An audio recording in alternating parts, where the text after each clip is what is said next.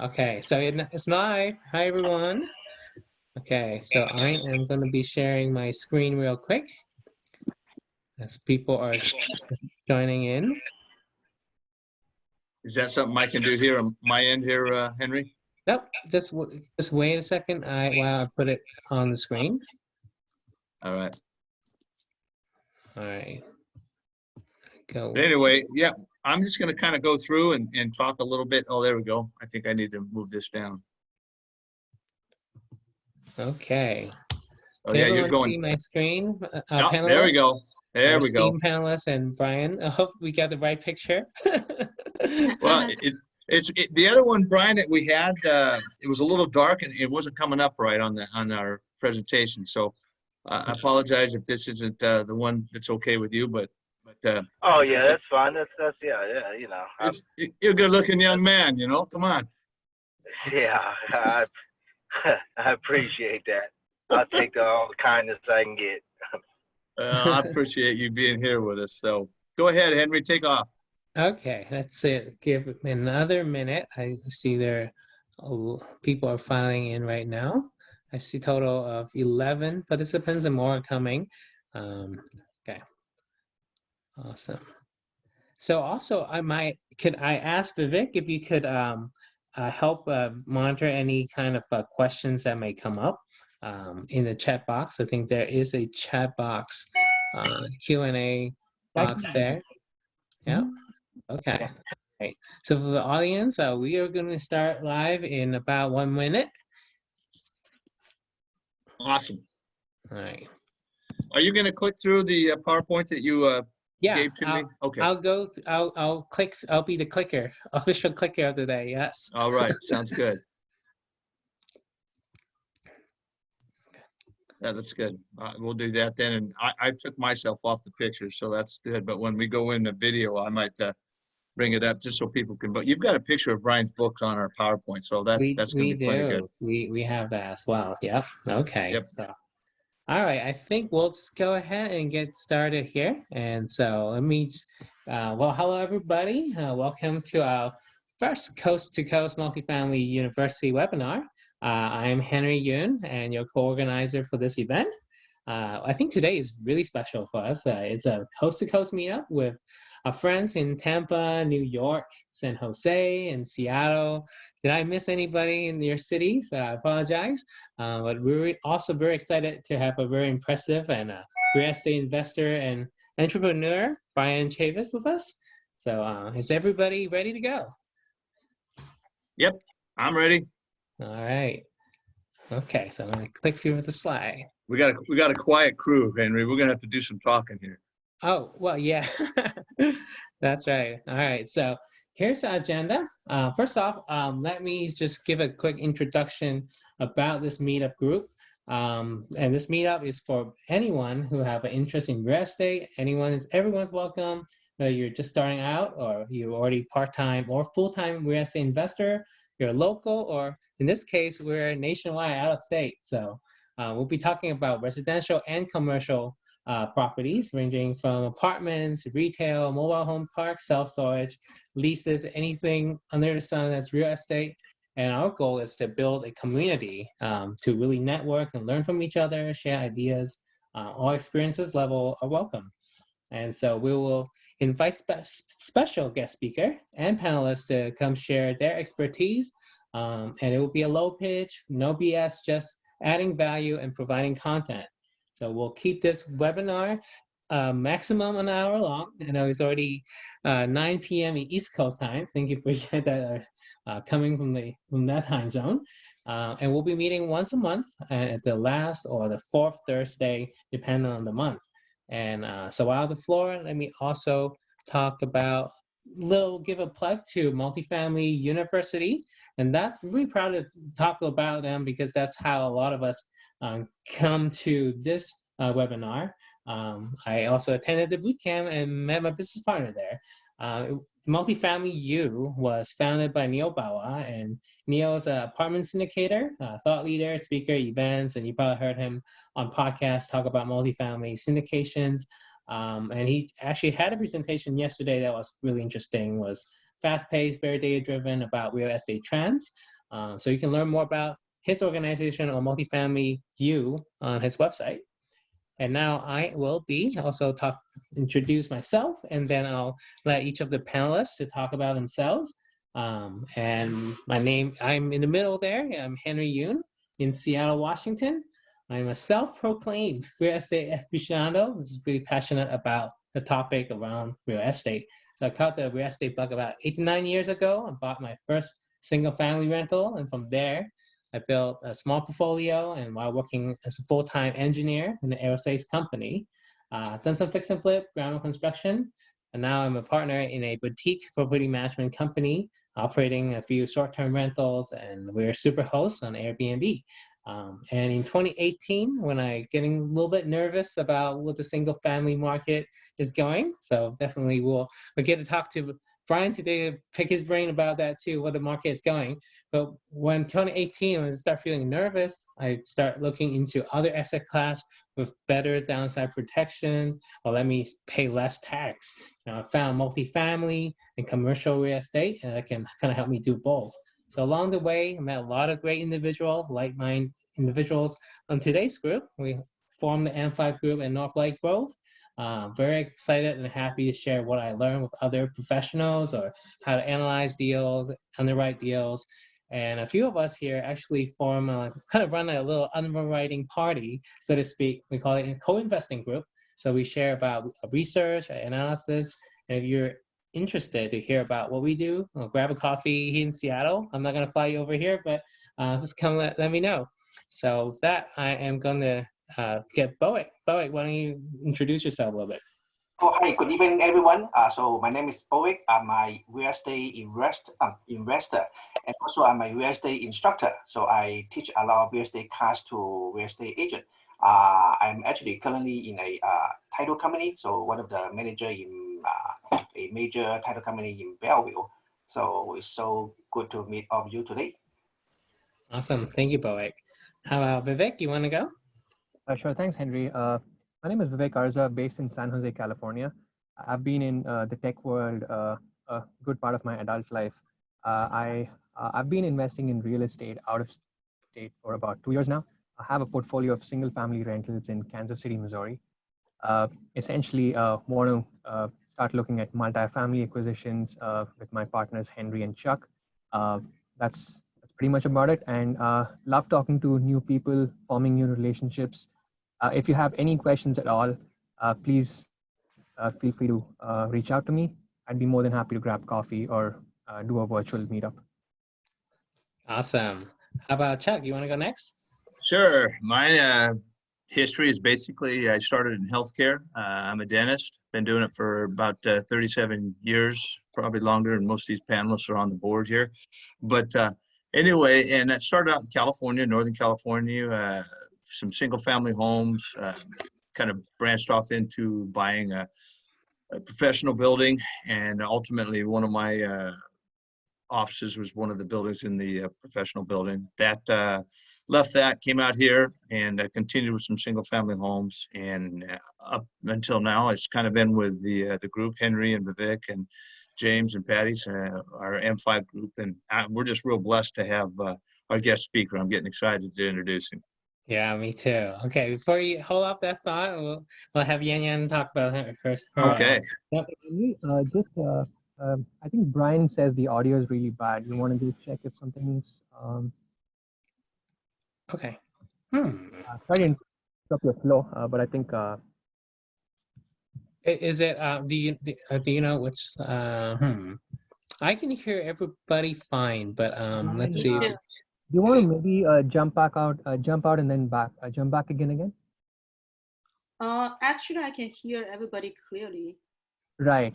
Let me just reach out to Bryan then. You guys can go ahead with the introductions. Okay. Yep. All right. Okay. Well, go ahead, Yan. Let introduce yourself first. Yep. Okay. Go ahead. Hi, everybody. My name is Yan Yan. First name and last name are the same, so it's very easy to remember. I'm one of the partner of Henry. He just mentioned the co-investing group. So we invested with a bunch of investors by providing value analysis in a timely manner. So I live in New York and New Jersey area. I'm a full-time risk manager of a quantitative hedge fund, and I found my quantitative analytical skills and business sense also can be applied to real estate investment. So if you are one of the busy professionals living in New York or New Jersey area who wants to invest in real estate, share the passion about real estate, let's connect. And then you can reach out to me. I believe my contact information can be found on the deck. Thank you. Awesome. Yeah. All right. So it's tough. Okay. So Chuck, why don't you introduce our speaker today? Okay, well, I'll Is, tell you. Are you ready? Can you hear me okay, Bryan? is Bryan there? Yes, I can hear you. That's Okay, fine. well, we've got you up on the screen. I don't know if you've got access to the screen and can see basically your picture up there, but most of what you can read right there in his bio is true. The guy, I've met him personally. I've had the privilege of getting to know him. He's probably one of the most humble guys you'll ever know. And yet you'll see him sitting in the back of the room. He's just chilling back there at any meetup group or session. And he probably could tell everybody in that room more than what they already think they know. And yet he's very humble and sits in the back of the room. But he's a best-selling author. He's a seasoned consulting coach. He's a great speaker. I've heard him talk a lot of times. The thing that probably stands out the greatest to me is his book, and we'll show you a picture of it here in a bit. It got me really just going crazy, but it's called Buy It, Rent It, and Profit.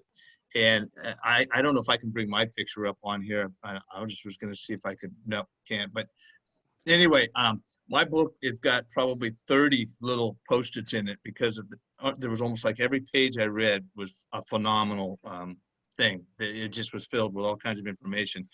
But one thing that stood out to me, which is just an amazing thing, Bryan is probably one of only a handful of his book, the Buy It, Rent It, and Profit book, is only one of a handful of books on this whole matter that are in the Library of Congress, the U.S. Library of Congress. And I mean, that's a tremendous, amazing, I guess you would say, feat for any book to make it into the Library of Congress. So that I just thought was a phenomenal thing.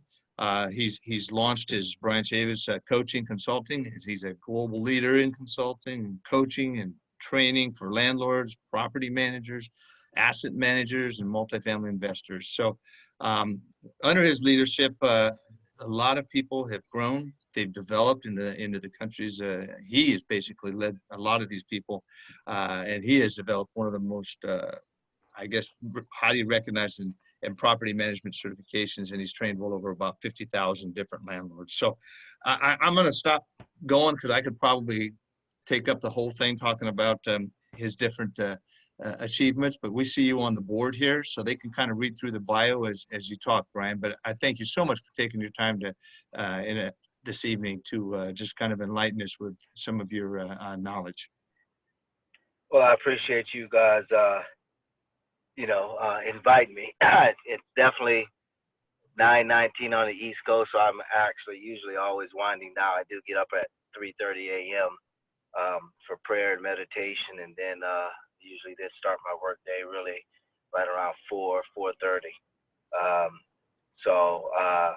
But when I was asked, anytime there's a collective group of individuals that that want to learn, and it's just my responsibility. I feel gifted and blessed to have been a product of the multifamily industry to start there myself, my own career, and learn as much as I've learned. And so when I have an opportunity to pass it on, it's my responsibility to do so. So anywhere there's a group of individuals with like minds and trying to achieve and move in a positive direction, then it's my responsibility to take the time, even if my schedule sometimes doesn't always permit, but to make sure that if I'm asked that I think that's the most important part. And the reason why I've seen the lows of lows and have been able to come back. After 2012, I was diagnosed with a brain tumor. I've been gone for 4 years. Just recently come back in the last 2 years.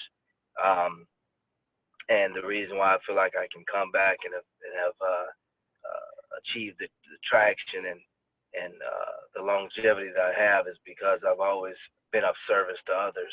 And so I think it's always important to always seek to be of service to others, no matter how much success each of you obtain in the future to come. It's your responsibility to make sure that you're continuously paying it forward, because you'll never know,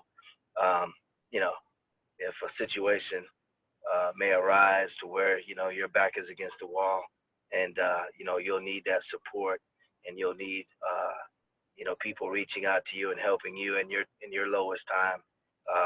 And I feel like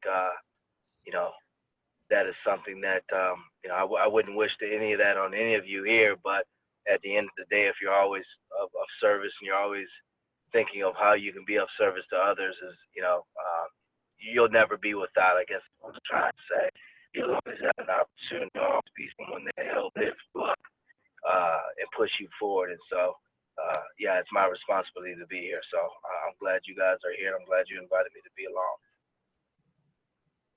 Awesome. Thank you very much. And I also wanted to share, we prepare a handful of topics that we want to discuss, but I'm sure you can enlighten us with any of your experiences beyond these topics, but absolutely.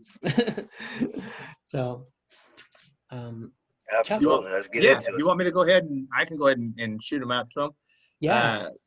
Basically, since you've done this for, 20 plus years, what's your strategy for this coming year, 2020?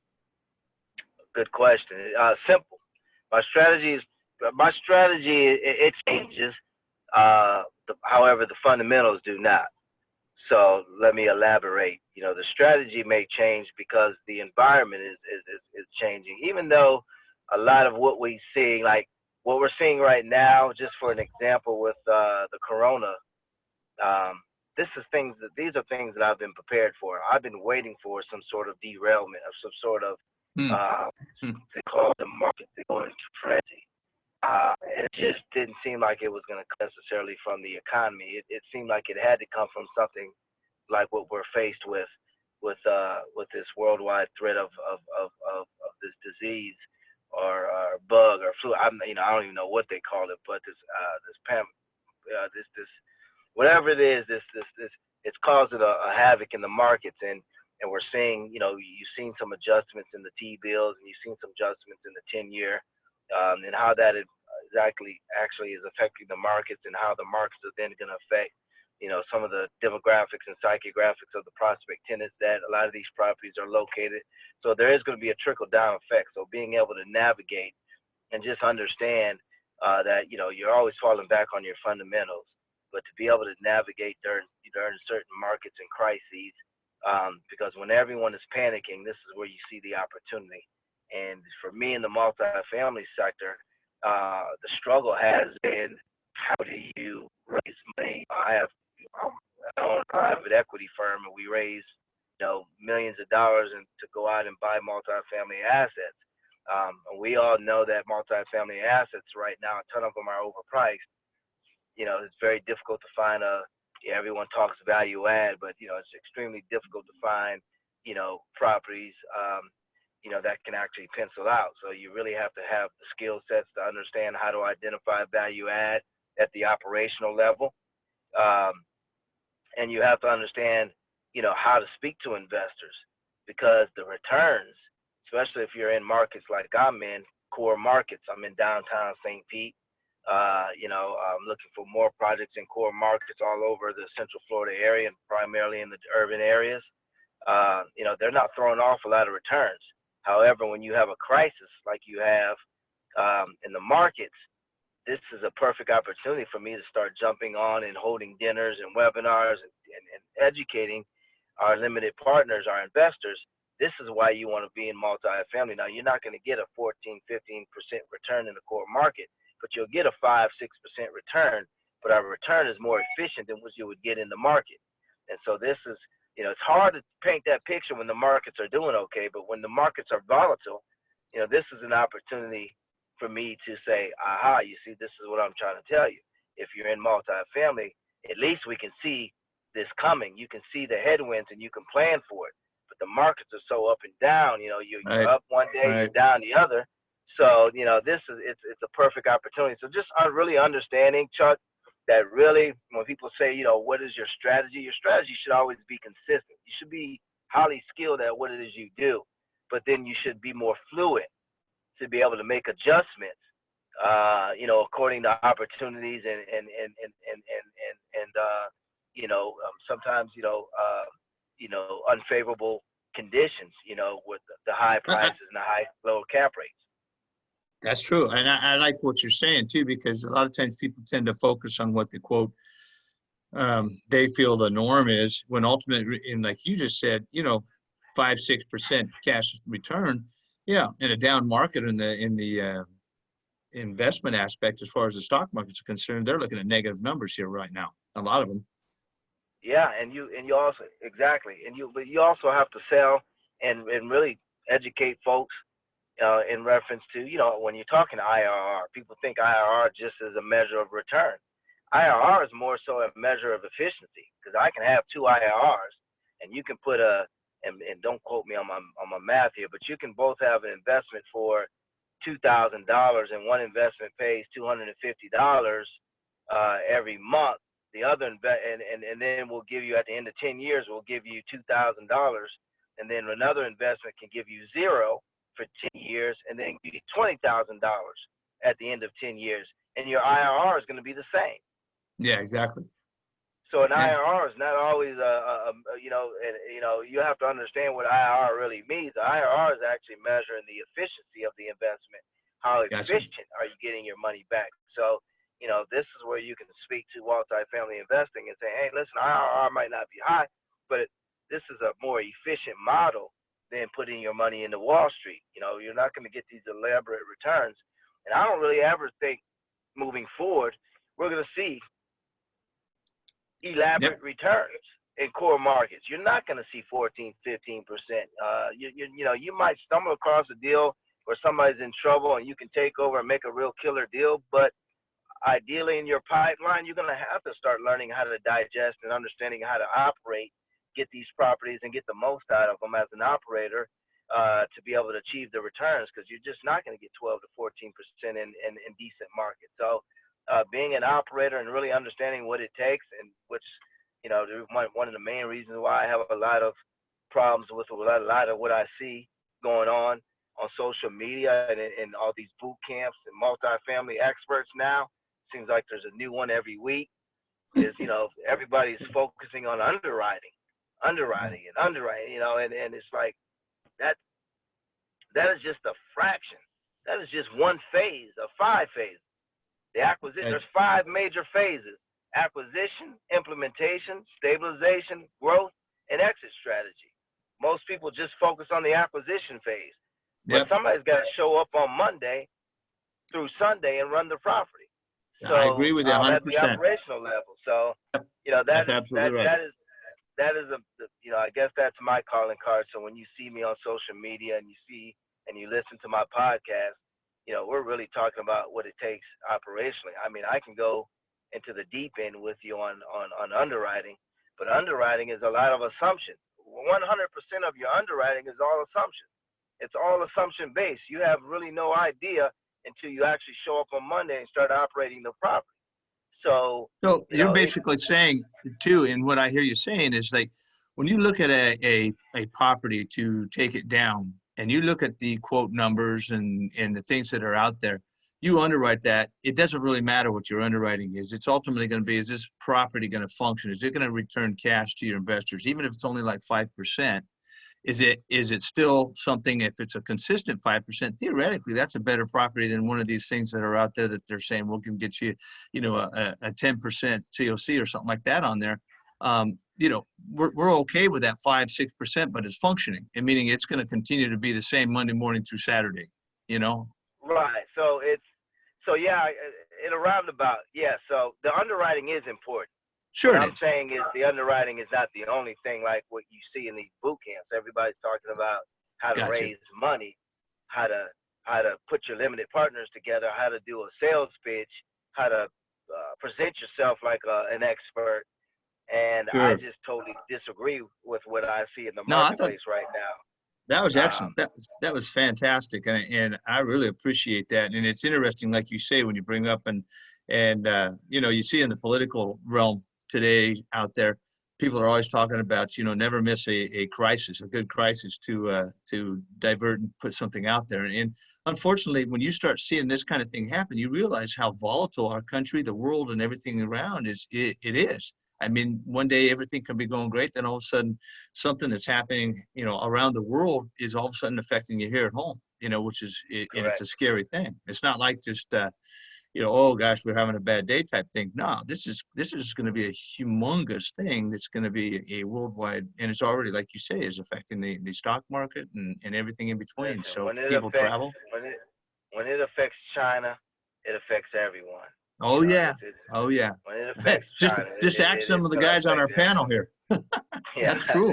you know, and when China has a hiccup, the world will have a bellyache. Oh So, yeah. Oh yeah. you I know, agree with at you the there. end of the day, it's really important. But that is the beauty of multifamily. That's why you should have multifamily, and why most insurance companies and most hedge funds. That's why a lot of these people put money into commercial real estate and bricks and mortar, Sure. um, because at the end of the day, um, I can see the curveball coming. It's slow, so I can Right. prepare for it. Right.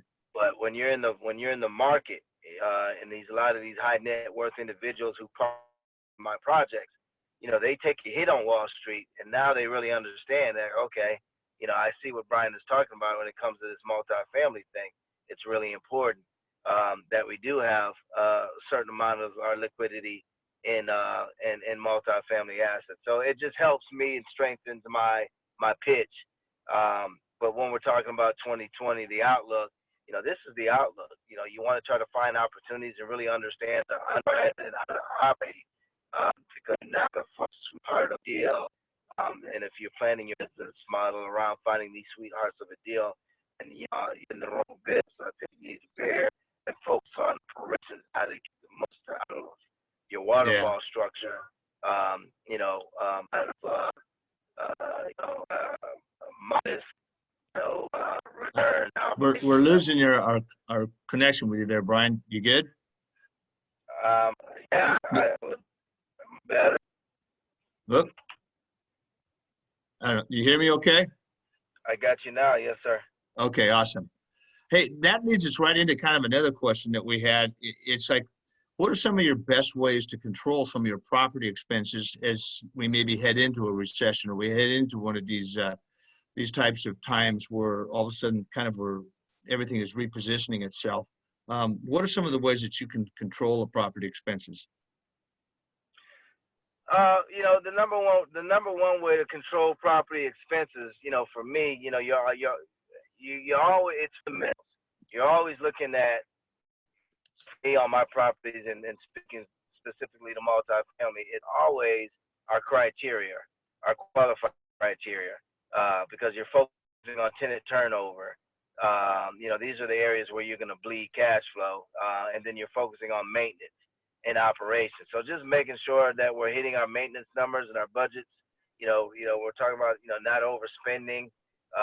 You know, when you're seeing a lot of turnover, like when you see the softenings in the market, like you're seeing now, you know, you'll see a slight uptick in turnover and delinquencies.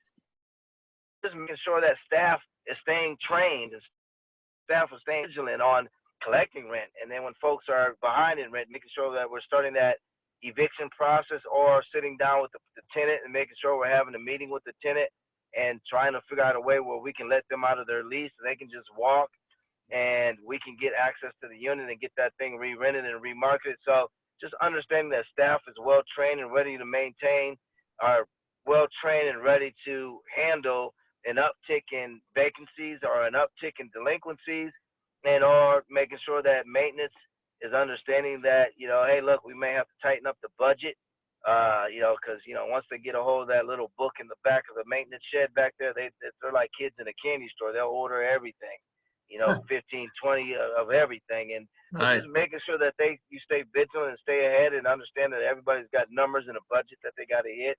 You know, for me, that's really where it's at, because you know, controlling expenses, you know, at this level, when you're talking multifamily, you know, 20, 30, 40 units, 80 units, 100 units, 200 units, it's really, everything stems from the operational level. So just making sure that everyone is, you know, focusing on how to handle delinquencies and focusing on how to handle turnovers, avoiding evictions as much as possible. I'd rather pay tenants $200 and just give them $200 for them to give me possession and hand the keys over and give me a notice to vacate, versus going to the eviction court, spending $400 and then having to back in the loss to lease, which means the unit Gotcha. is sitting unoccupied because it's physically occupied, but no economic occupancy, there's no income coming from the property, but the tenant's sitting there for 4 weeks while the eviction is underway, and not paying rent. You know, that kills you, you know, plus the Sure. $400-500, plus the turnover cost to get in there and remodel and make ready again. So you're talking about thousands of dollars of loss to lease and bad debt income. So just being able to stay on top of that and preparing yourself for these headwinds that are about to come really is a focus on operation and making sure your team, your property managers, as you as the asset manager, know what to do and they have the proper drills in place and training in place to make sure that that everyone's prepared for the headwinds that are about to come. Awesome. Awesome. Well, that being said, are you still actively doing investing? And I'm just wondering what kind of assets you're investing in today. Excuse me. And what kind of is your process when you're reaching out to identify a good, like you were saying, you know, you kind of want to cherry pick, but you don't want to cherry pick, and those chances of picking up something, I know, like in my area, you know, it's a very competitive market in the Tampa and in St. Pete area, but you know, across the country, I know there's some other areas that are markets. Do you reach out into some of those other areas and look, or what do you use as far as a process to identify and acquire those properties? Well, the process to identify markets and opportunities is what is known as the CODA, which is in my book, Strategic Evaluation of a Target Area. It's studying of building permit activity. That was my next question. Average household size, mortgage interest rates. So it's a combination of all these things, demographics, psychographics. Demographics tells you who the tenants are. Psychographics tells you the why. So compiling all this information begins to tell me a picture about not only what's to come, testing and making my assumptions, also tells me where the emerging markets are and where the opportunities are. And so, and then from there, you know, it's for me, it's just, I was blessed to have this book do so well. And what, you know, it's a lot of people say, oh, you're an author. But, you know, for me, I've been blessed to be a public author. I'm in so many books in Barnes & Noble and bookstores and airports. So being able to have a brand and then letting everyone know that I kind of exist, I didn't die back in 2012, you know, has been the real focus over the last few years while you see me on social media now, and then now launching the coaching and consulting firm. Because all this is really a great lead generator. Well, you've got a great podcast too. I just throw a little shout out to your podcast. I appreciate it. Thank you. That means a lot. Well, it's true, and you've had some really great guests, and so I'd encourage anybody that's listening to you know, if you get a chance to hear that, and I think all of us that are on the call here, grab any podcast we can get. I know I have about an hour plus drive each way to work in the morning, and I mean, I am almost upset when I get to work because it was good traffic, because either I'm going through an audio book or I'm doing a podcast and I can just about get there in one podcast and home with another. So it's a phenomenal way to educate ourselves, where we're not going to really take that time when we get home, if we're tired or whatever, and just sit on the couch and pull up a chair and read or whatever. You know, so I think that's a phenomenal way that you just said. And do you take into consideration too, like if you, like say you and I, say we wanted to buy something in the Midwest, and one of our friends happens to live in Mississippi, What if you looked at numbers and you've done all your demographic studies, you put all the numbers out there, you say, man, this is a great situation, but somebody's on the boots on the ground, as we call it, and all of a sudden they look at that thing and they go, nah, you know what? Right across the street is a area that you probably wouldn't want, or it is a good area. Maybe they're putting in some kind of a humongous I don't know, hospital, whatever. So you think, oh, you know what? Maybe there might be a value add here because we'd have a lot of medical personnel that would need that property. So would that offset your demographic studies or your underwriting a little bit to see that, hey, you know what? This is because you know how in St. Pete you can have a certain area that's just phenomenal, and then another area that's not, and they can almost be next door to each other. I mean that's a good question. I mean, you see that a lot. However, it really depends on the asset. So if it's bordering questionable neighborhoods, but yet it's, you're just blocks from, some urban development, then it really are, there's a lot of excitement going on. Let's just use the example. One side of the block is bad, the other side. Now, we got to look at the asset. So now I'm looking at the asset itself. So, Gotcha. what does the asset look like? Can I position the asset to speak to a certain demographic? For me, everything comes down to demographics and psychographics of that particular prospect tenant. So what can I do with the particular property to speak to that demographic? Gotcha. And if it's in a questionable where half of the street or just down the block is extremely questionable, but then, you go south and that's where all the activity is in downtown. Well, that until the market begins to come and overtake some of the rougher areas, you already know when you go in, your assumptions have to be extremely modest with forecasting rent growth. Even though you're Correct. really close to a great area, you're going to have to kind of persuade individuals, to entice them to come in and sign long-term leases with you. So you're not going to be able to be as aggressive as you probably want to be with the rent growth like I am in a lot of my properties. I'm extremely aggressive. I went from when I bought Park Plaza Apartments, the weighted average was $785. Now I'm up to $1,000, and I've owned the property for 2 years now. Going on, this is just completed in October, the second year. So I'm already at $1,000. Extremely aggressive. Do you feel people, once they get in there and they feel like you take care of them, you bump them? They're not going to just all of a sudden up and jump ship and go next door, because they're there. They appreciate what you do. They know if a faucet's leaking, you're going to come in and fix it. You're not going to sit there and absolutely. That has a. I mean, there's a place for that. So yes, well managed, well operated, yes. Gotcha. But for the most part, I already know how they're going to react because I've studied their demographics and psychographics.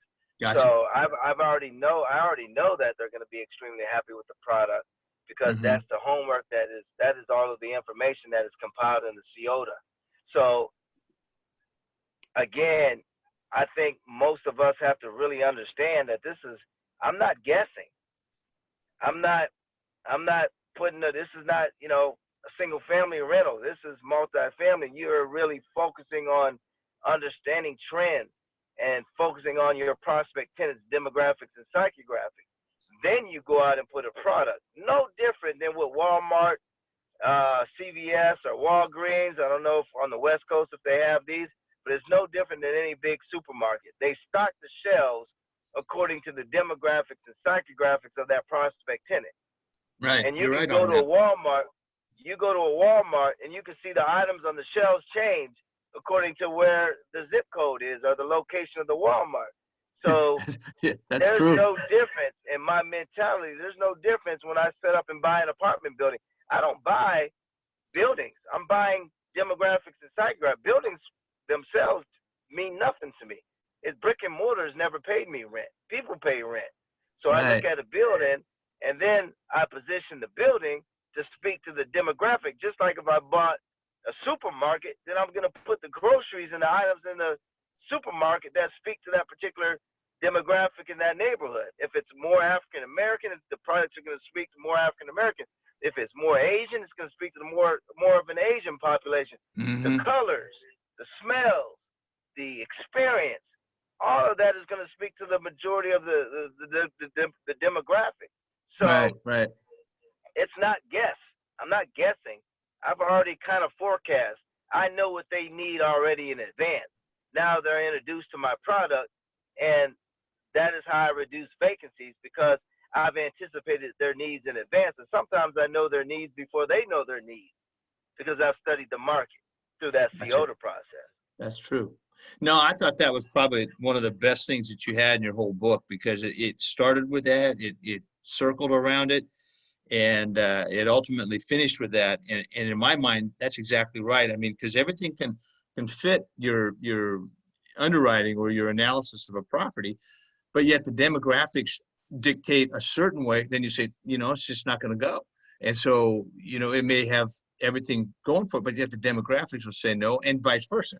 Because like I know there's, your demographics in a certain area, and I know what they're doing in certain areas in our area here, that would tend to make a person look at a property differently than if they would, say, looking at a property down by, say, Sarasota or south from here.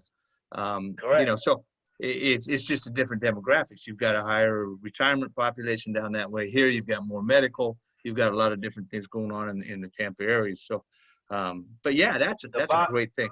The bottom line for your listeners is, if you're going to get involved with rental property and you're going to rent single family home, and you better know this more if you rent a single family home than if you do apartments like I do. I can hide mistakes in economies of scale. You can't hide mistakes in single family rentals. That's true. You need to know this more than I do. But everything you do should be based upon the research of demographics and psychographics, and really understanding what your prospect tenant, how the corona, how this is affecting Wall Street, and then how this affects big business, and then what big businesses is really primarily attached to your demographic. So you're forecasting when there's jobs, and because people in China right now can't get to work, because I have stuff that I'm having shipped from China to me, and it's been 2 months now, because they're not, my Chinese affiliates are saying, hey, listen, we're not even at the office. So, how long before that trend, it's already hitting Wall Street, but Wall Street obviously panics a lot. That's what they do. That's how they create stimulation. But how fast or how soon before this starts to hurt Walmart and Target? When it starts hurting Walmart and Target and IKEA and various different places like that, that's when it's going to affect a lot of these tenants I agree. work. Yeah. So you got to be able to forecast that if it gets that worse. That's why, you have to watch what our administration does and says, it's this, for me, it's not politics. I'm neither Democratic or Republican. I'm a capitalist. I will play with whatever the chessboard is, how it's set up. I play the game, how it's set up. That sounds like Pete Fortunato, man. He has that. You've been to his things where he wears that Capitals shirt, right? Oh, no, I haven't. But I mean, that's what he talks about. If you got common sense, then it don't really matter who's in the White House. I don't get involved with the politics. It doesn't, I'm an entrepreneur. But there you go. My point is I listen to how I do listen to how the administration, I do feel like, they may be fumble prone than more, or maybe other administrations. So, I use my common sense. And so how they react to problems, if you can forecast that you may not have confidence in the administration being able to get ahead of be reactive instead of proactive, then you have to then plan that when this hits, if it continues to move in this direction, what markets, what businesses is it going to affect? How is it going to affect Amazon? How is it going to affect Walmart? Once you figure that out, then you understand how it's going to affect your demographic for your particular tenant. Then you understand, okay, I may see a softening in rents to come. There may be a situation in another 4 to 6 months where I'm not getting as much traffic at my property as I'm getting now. So what do I do? Do I hunker down, lower my rents now, lock people in a long-term rents in anticipation? Do I move rents every day? Most people move their rents like I do every day. How do we stagger leases, to prepare for some of this? There's stuff that just looking at. as well as in your underwriting. Because right now, guys, you got to be careful. If you buy properties now, you might be buying catching a dropping knife. No one wants to catch a dropping knife. So you want to just make sure your assumptions and your underwriting is really planning for, possible softening in the market and some tough corrections. And it may not, and this may be the one thing that puts everybody into that recession, because they've just been kicking the can down the road, lowering the interest rate, stimulating the economy falsely for quite some time. But now you've just seen the inverted yield curve, and so it's basically giving you all of the indicators that there may be a recession, and this recession is caused by a disease. So you just never know where this curveball is coming, and so you must plan and you must underwrite it and focus on operations accordingly. So Bryan, may I ask you, how do you stress test your underwriting? How do you stress test your deal? When you say stress test, can you give me a little bit more? Like, do you increase the number of vacancy, or lower the rent, or do both? Or what are some of your ways to make sure, even at underwriting stage, that it's a sound business case, knowing the recession is just around the corner? For me, it just, I mean, there's because property management, and because I know how the market reacts and how the property reacts. It's not necessarily stress testing underwriting. I just understand the demographic. The COTA information is just so overwhelming. I'm able to look at this information and bang out the management plan. And once I put the management plan in place, I know it has to be tweaked every once in a while. I mean, obviously a management plan must be fluid in order to be successful. But when you stress test, it's really not, I don't use the term stress test. It's just making sure that you are maximizing income and minimizing expenses through your assumptions, and making sure your assumptions are accurate as far as what you're able to achieve in rent. And I see, and I watch most people use these platforms, and 90% of the people out there using underwriting, and I won't name any names, but a lot of the people you guys are familiar with that hold these boot camps and they talk about underwriting, their underwriting is incorrect. Their IRRs, I've seen all of their platforms, doesn't even calculate IRR correctly. So, number one, make sure you get a model that works. Number two, understand that, you can put numbers in the model, but what actually happens when you show up on Monday with the property, you can't just lean on the understanding of a property manager like most of these gurus say, hand it to a property manager that operates in that particular neighborhood.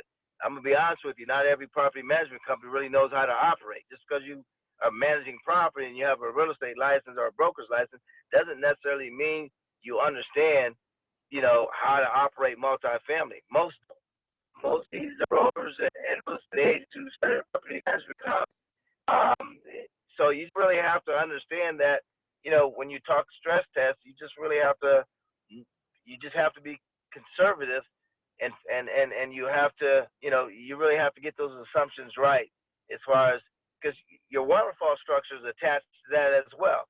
So it's just making sure that you just really know what you can achieve on day one, and you're realistic, and you're preparing for catching that dropping knife, if that makes sense. Yeah, it does, and it takes into consideration again your demographics. I think, like you say, if you've got somebody that's gonna, in one demographic area, is gonna weather a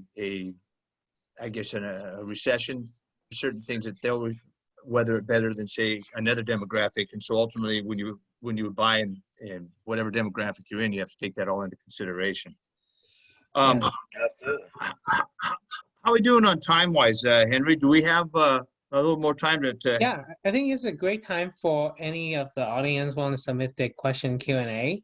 And then also I have a couple. I've got that last question. How about that last question? We can hit that maybe after our Q&A. Yes, let's have to do that. Yeah. Did you want to do that now, or? Yeah, go ahead. Ask the last question. Oh, okay, we had one last question, and then we can maybe follow with some Q&A from you, Bryan, if you got a few more minutes. And we kind of had Henry had a last question here. He was just thought that what would advice would you would give, I guess you would say, if you were new to real estate as an investor, or maybe as far as people trying to syndicate, going out there and trying to take down one of these properties, you know, maybe a smaller one or a medium-sized one, or even trying to take down a large one with a group of syndicators, and getting somebody that might be a passive investor, accredited, or just even maybe somebody that's not.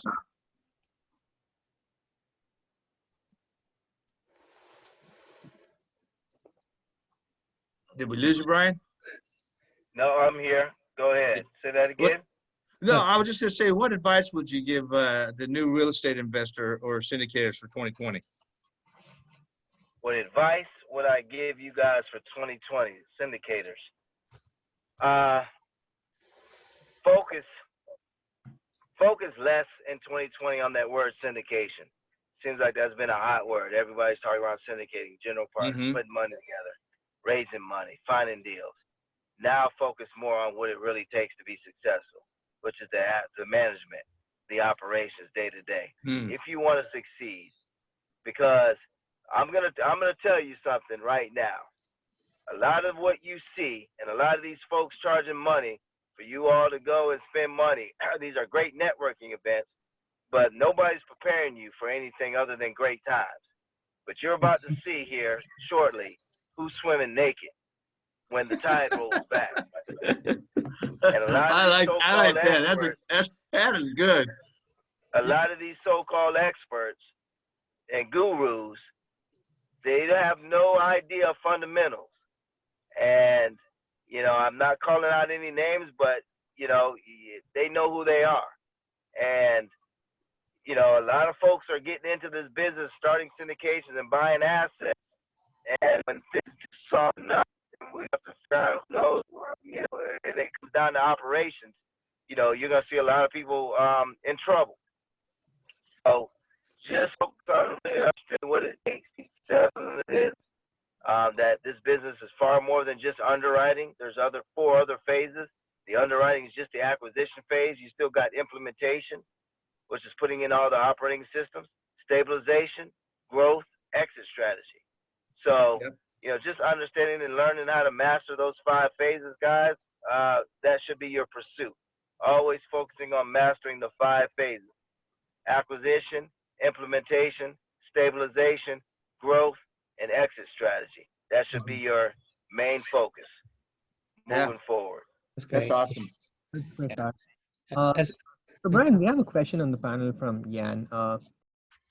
He wants to know whether there's a definite class of there's a specific class of property that would weather the recession or the downturn better than others.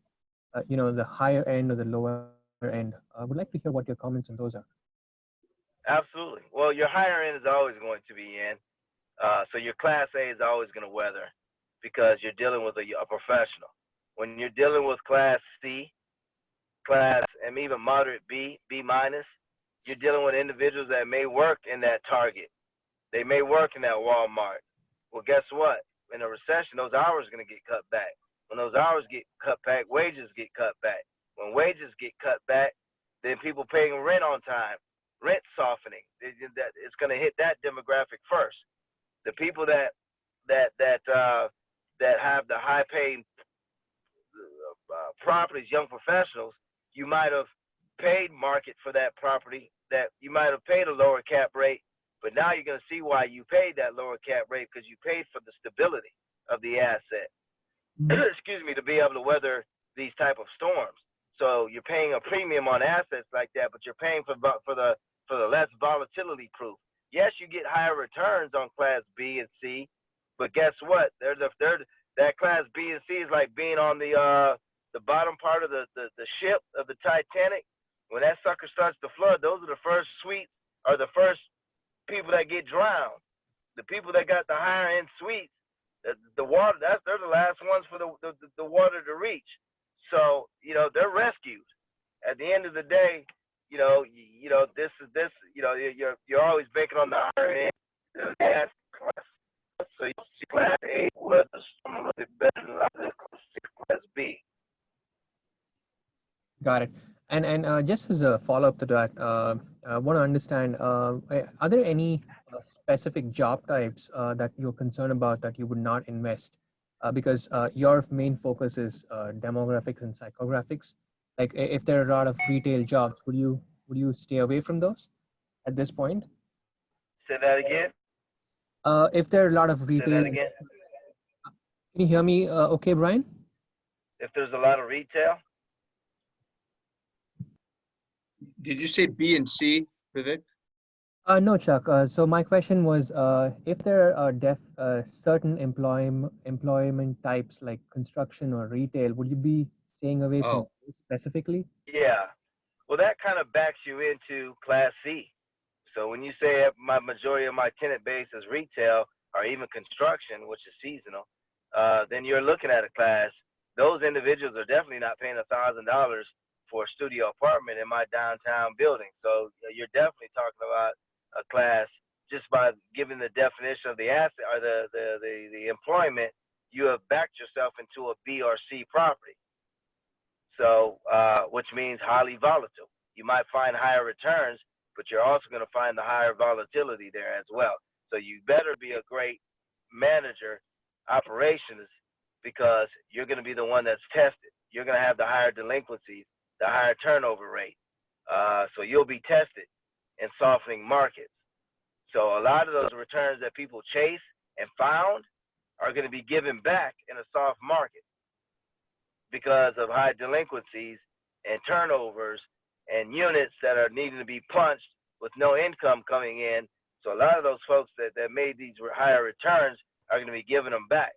That's why I'm telling you, be careful on who you go for your advice on underwriting and going to these boot camps on training and following these Pied Pipers, because a lot of these folks will be giving a lot of this back when the market softens, because these folks are going to, these are going to be that demographic is going to be the first to lose their job or get their hours cut back. So all those gains you made over 2 years, you're going to be giving back. If the recession lasts more than a year or two, you'll be giving it all back.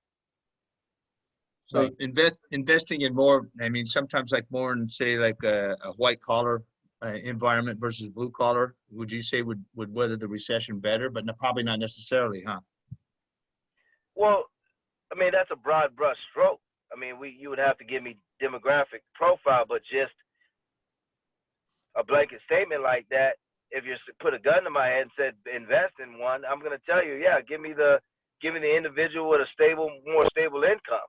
So more higher paid jobs, more education, more degrees attached to it. The young professional. That's what I'm attaching versus the blue collar. But I got you. But most people are always teaching you all to chase returns. Chase returns, chase cash on cash return, chase returns. Be careful. I'm just saying there's more to it than what people are telling you. Be chasing returns. I seen somebody post something on a Facebook page. It just was it's sickening. It's idiotic. You know, it's like my 5 principles of buying property: buy cash or cash return. I mean, just idiotic statements like that without really understanding. Yeah, I mean, aren't we all trying to find something that's cash on cash return? But at the end of the day, you know, if you're chasing just cash on cash return and the market changes and those individuals lose their job and you're not getting those higher returns, I mean, again, you might possibly be giving a lot of those returns back depending on your leverage and how, and God forbid you've got a higher LTV. You know, a lot of these folks might be giving a lot of these properties back. It's you know, it's so you just have to really understand what you know. There is no blanket statement like that. It's not.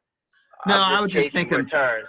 No, I was kind of taking what you said before, which really makes a ton of sense, that individuals that live, say, in and around a retail area, or I know there's areas around here in Tampa where people tend to go and that are maybe, say, maybe more construction, kind of like what Vivek was saying, you know, that they tend to be people that go out and they work for various companies that could be totally affected by a turn in the market. Absolutely. You would have to be concerned if you're in retail.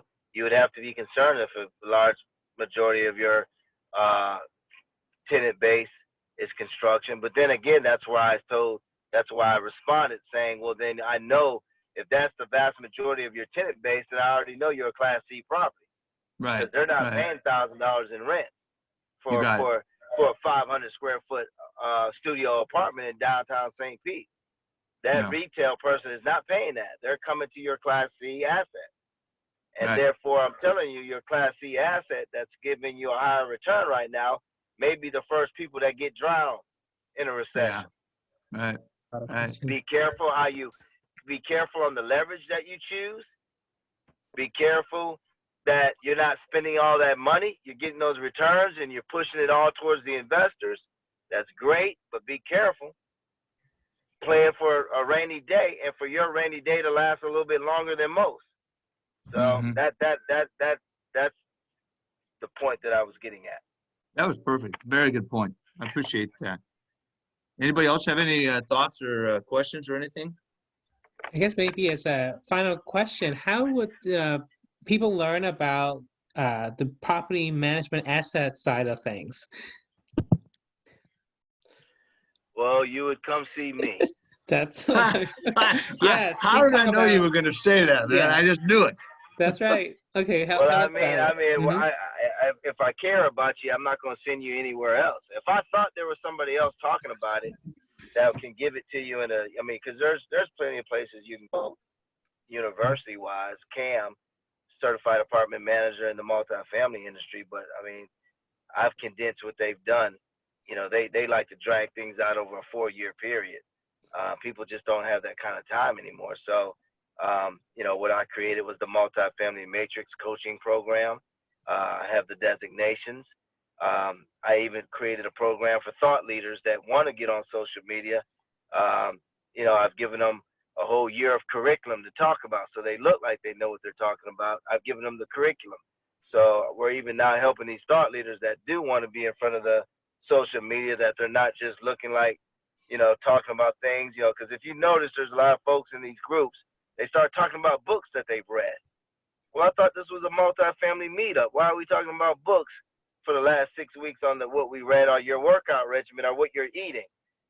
I can tell you why they do that, because they ran out of content. After they stopped talking about underwriting and looking at markets and deals, they run out of material.